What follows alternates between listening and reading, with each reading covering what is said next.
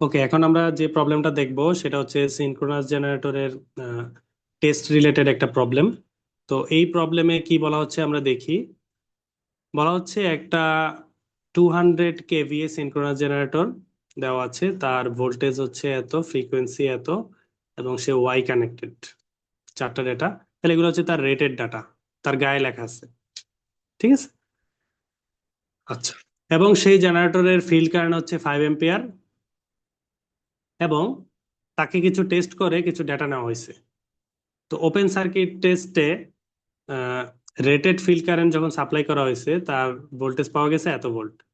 Short circuit টেস্টে যখন তার টেস্ট করা হয়েছে রেটেড ফিল্ড কারেন্টে, তখন তার কারেন্ট পাওয়া গেছে এত অ্যাম্পিয়ার। ঠিক আছে।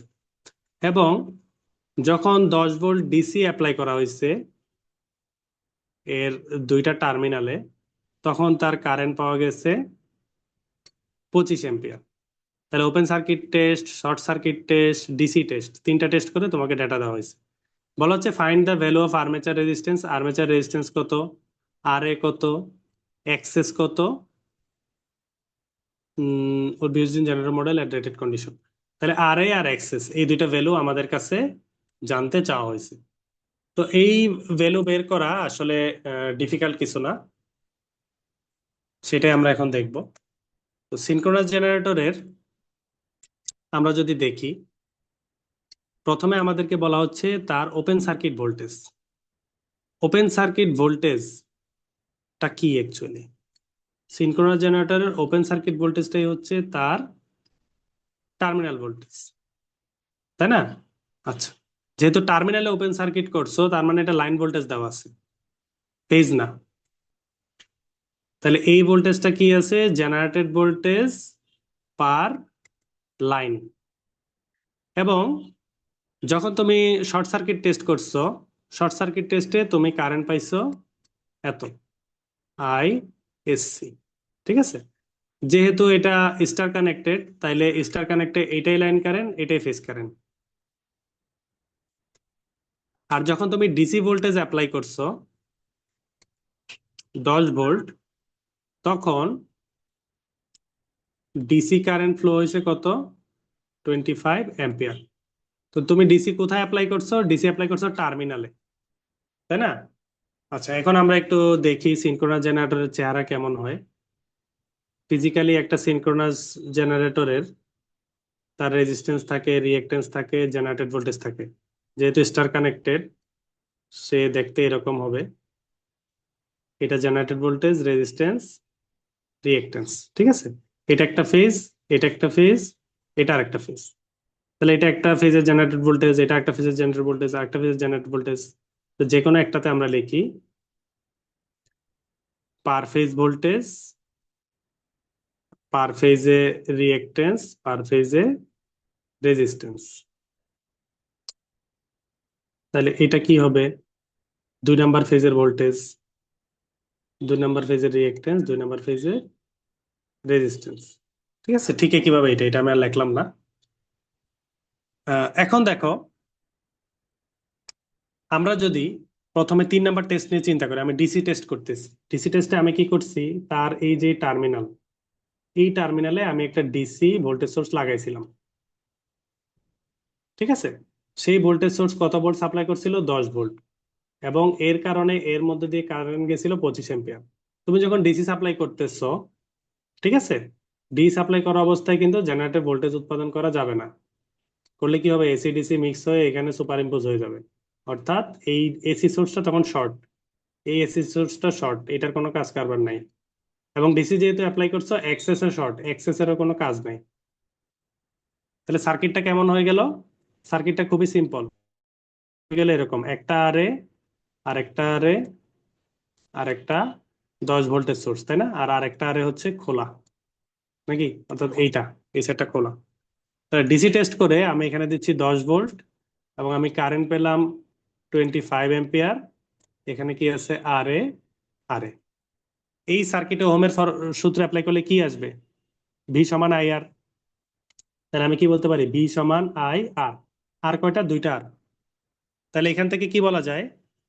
2 R A is equal to VDC by IDC. তাহলে দেখো ভিডিসি জানো 10 ভোল্ট, আই জানো 25 এম্পিয়ার, আর দুই তো সূত্রের দুই, ক্যালকুলেট করে কি আসলো 0.2 ওহম। তাহলে তুমি কি পেয়ে গেলা, সিনক্রোনাস জেনারেটরের আর্মেচারের রেজিস্ট্যান্স কত পার ফেজে, এটা তুমি পেয়ে গেলা নাকি? তাহলে আমাদের একটা অ্যান্সার বের করা শেষ। কোনটা? এই আর্মেচারের রেজিস্ট্যান্স বের করা আমাদের শেষ। ঠিক আছে। আচ্ছা, এরপরে কি বলা হচ্ছে, আমাদেরকে এরপরে বলা হলো যে তার ইয়া বের করতে, সিনক্রোনাস রিঅ্যাকট্যান্স বের করতে। ঠিক আছে। তাহলে দেখো সিনক্রোনাস রিঅ্যাকট্যান্স আমরা কিভাবে বের করব। সিনক্রোনাস রিঅ্যাকট্যান্স বের করার জন্য আমরা যে প্রসিডিউরটা জানি, সেই প্রসিডিউরটা হচ্ছিল অ্যাপ্রক্সিমেট প্রসিডিউর, তাই না? অ্যাপ্রক্সিমেটলি তুমি যদি বের করতে চাও তাহলে এক্সএস সমান ছিল EOC by ISC, open circuit ভোল্টেজকে শর্ট সার্কিট কারেন্ট দিয়ে ভাগ দিতে হবে। মাথায় রাখতে হবে দুইটা যাতে পার ফেজে থাকে। ঠিক আছে, তাহলে এক্সএস পাওয়া। তো এটা কিন্তু ইকুয়াল না, এটা অ্যাপ্রক্সিমেট ফর্মুলা। তাহলে এক্সাক্ট ফর্মুলা কি? এক্সাক্ট ফর্মুলা হচ্ছে √আর এ প্লাস এক্সএস হোল স্কোয়ার। ঠিক আছে, অর্থাৎ ওভারঅল ইম্পিডেন্সটা হচ্ছে ওপেন সার্কিট ভোল্টেজ আর শর্ট সার্কিট কারেন্টের ভাগফলের সমান হবে আর কি।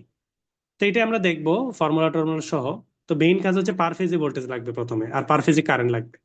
তো তোমাকে ম্যাথে যে ভোল্টেজটা দেওয়া আছে সেটা কি বলা আছে, সেটা বলা আছে টার্মিনালে, তার মানে লাইনে, লাইনে হচ্ছে 540 ভোল্ট। তাহলে স্টার সিস্টেমে ফেজে কি হবে, 540/√3। তাহলে ফেজ ভোল্টেজটা কত, 540/√3। ঠিক আছে।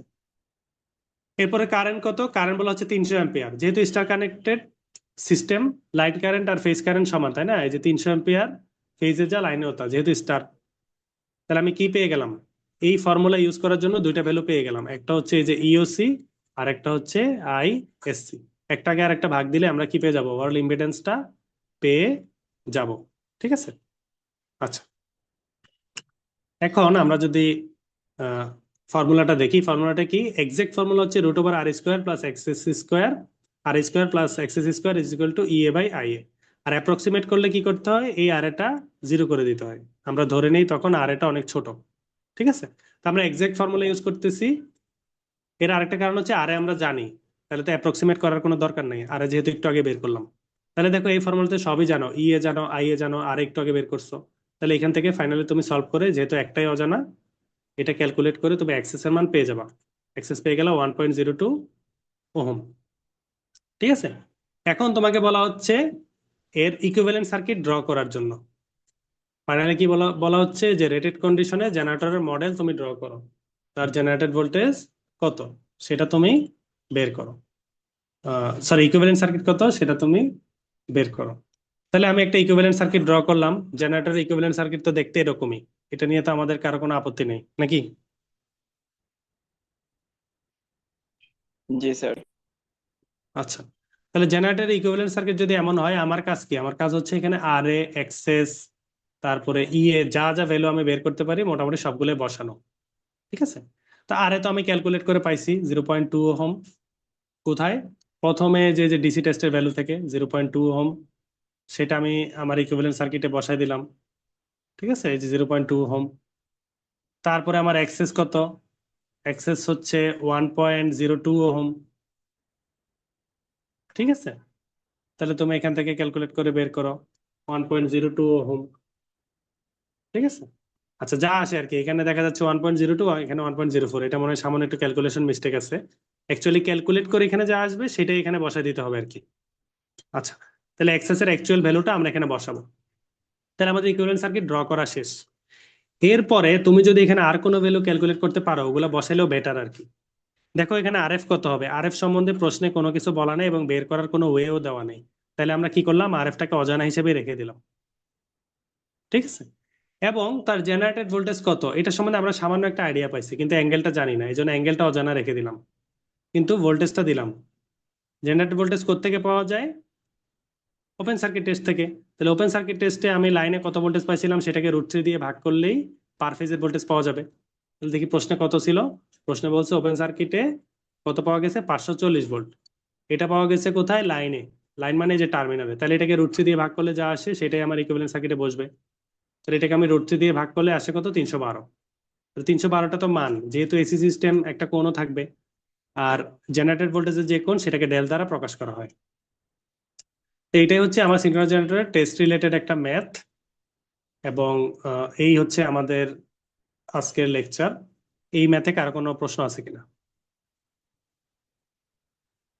এটা কি বুঝতে পারছো আচ্ছা, তোমরা? জি স্যার।